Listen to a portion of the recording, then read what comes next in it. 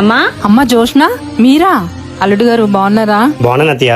రండి బాబు లోపలికి కూర్చోండి బాబు. అమ్మా మీకు తాగడానికి ఏమైనా తీసుకొస్తానుండమ్మా.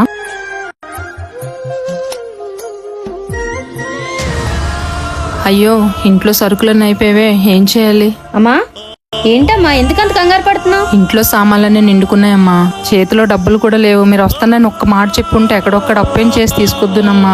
అయ్యో అమ్మా దీనికా కంగారు పడుతున్నావు, ఒక నిమిషం ఉండు. ఏవండి ఒకసారి ఇలా రండి. వస్తున్నా.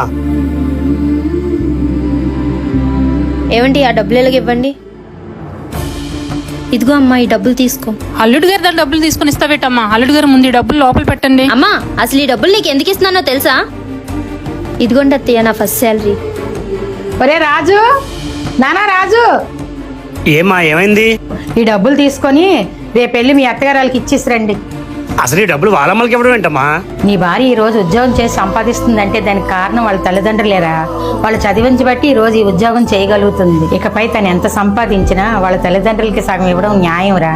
రేపెళ్ళి ఆ డబ్బులు ఇచ్చేసి రండి. సరే అమ్మా.